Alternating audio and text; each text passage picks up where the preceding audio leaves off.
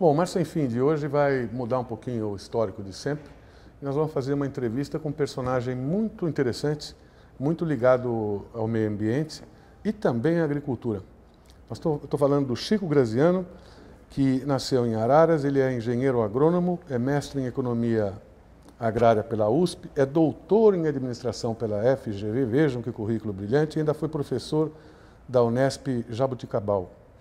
Ele ocupou vários cargos públicos, entre os quais foi secretário estadual do Meio Ambiente de São Paulo de 2007 a 2010, foi deputado federal pelo PSDB entre 98 e 2006, secretário estadual da Agricultura 96 e 98, presidente do INCRA, chefe do gabinete pessoal do presidente Fernando Henrique Cardoso, escritor, publicou 8 livros sobre a questão agrária, agricultura, sustentabilidade, e o Chico também é colaborador do jornal Estado de São Paulo, ele escreve com frequência lá.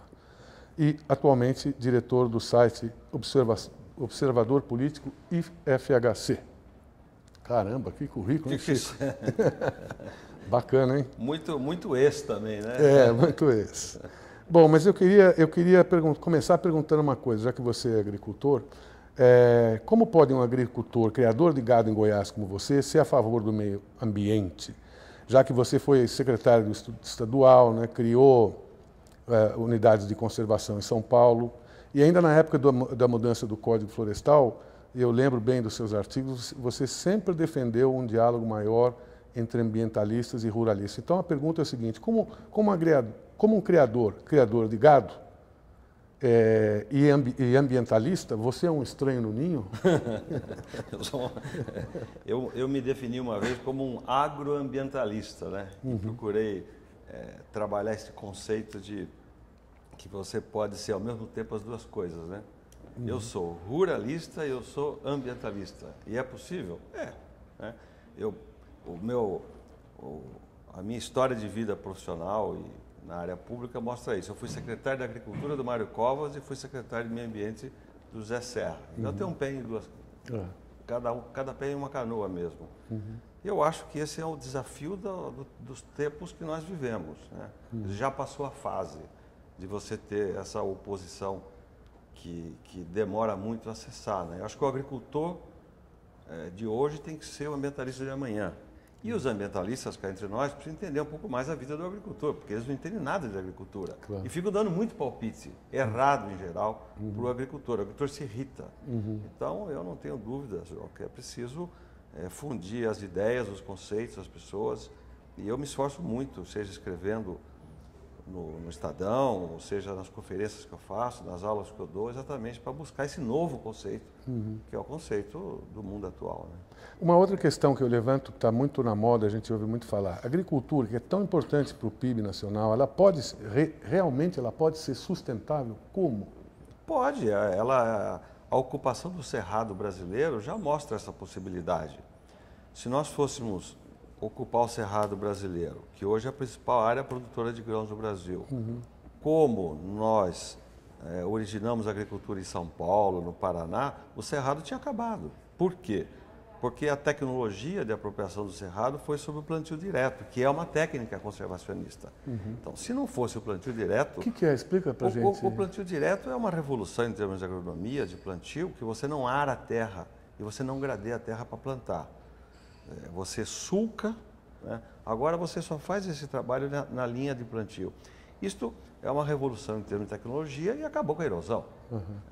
Imagina nos solos do cerrado que são cheios, arenosos, claro, se você não tivesse tecnologia como o plantio direto na palha. Então, o avanço da tecnologia é que permite a sustentabilidade no campo. Perfeito. Tem muita gente que pensa o contrário, quer voltar às formas atrasadas de fazer agricultura. Não, eu sempre penso que nós temos que evoluir, claro, obviamente no caminho da sustentabilidade. E a outra questão que também hoje está sendo bastante discutida, a gente já vê alguma repercussão dela dentro do supermercado, nas gôndolas, a tal da agricultura orgânica no Brasil, né? Com as dificuldades que a gente tem de financiamento, enfim, como é que você vê isso? Você tem algum dado que mostre a relação do total da agricultura, o que seria aqui orgânica versus a não orgânica? Existem alguns dados que mostram área e valor da produção.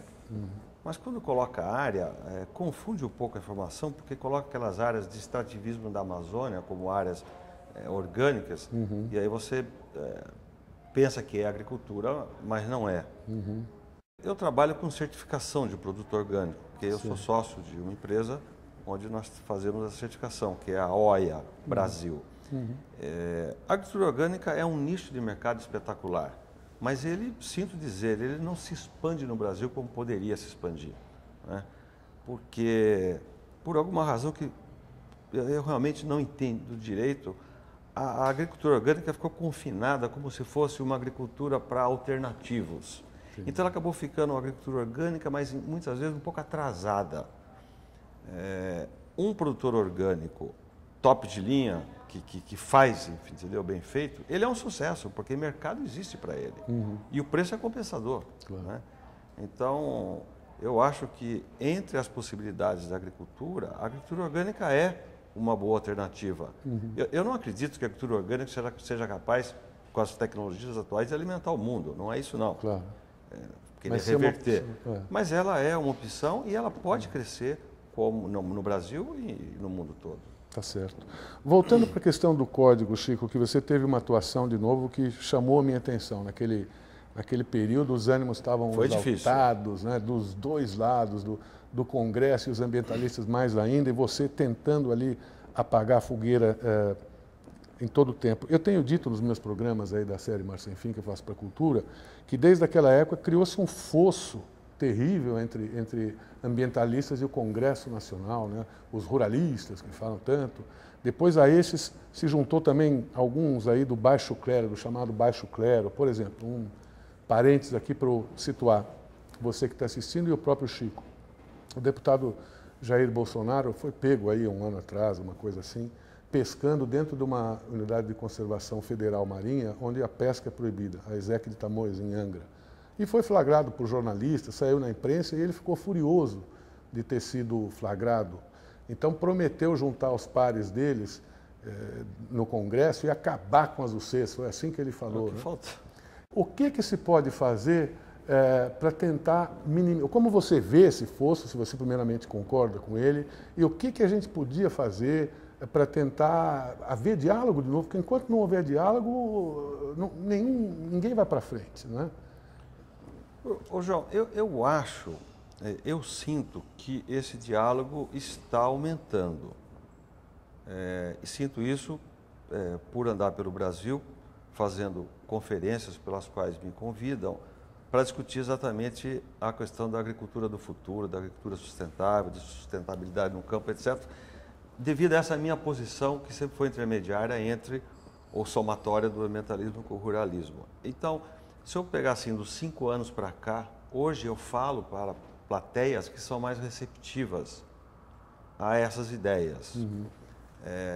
No Mato Grosso, por exemplo, eu tenho ido muito lá, ou mesmo ao Nordeste, muito no Paraná, eu já percebo que esse diálogo existe. Agora, você está certo, esse diálogo está acontecendo mais na base, porque entre as lideranças, ou lideranças com aspas ou sem aspas, você tem uma polarização, porque, em geral, os políticos, e eu já fui político e acabei desistindo por causa disso, uma das razões, os políticos parecem ter que fincar suas bandeiras, porque depende dos seus votos dali. Sim. Então eles não abrem mão para não perder o seu público, vamos dizer. Entendi. Então fica naquele jogo de um xinga daqui, outro xinga de lá. Vale para os ambientalistas também.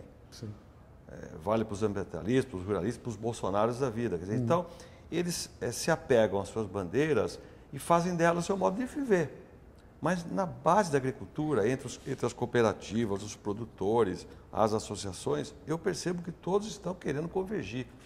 O Senar, por exemplo, o Serviço Nacional de Aprendizado Rural, tem dado muitos cursos nessa linha. Tem muita gente trabalhando na linha de o que é uma agricultura sustentável, e já que vai ter que fazer, vamos fazer. Que é aqui o foco principal das minhas palestras. Eu digo, olha, o que vocês preferem?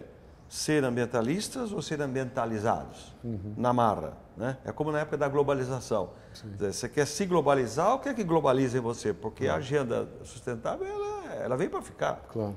Então, vamos nos converter, vamos estudar, vamos nos preparar para essa mudança. E isso está acontecendo. Mas eu não sei lá, por exemplo, no Congresso Nacional, especialmente, como melhorar isso.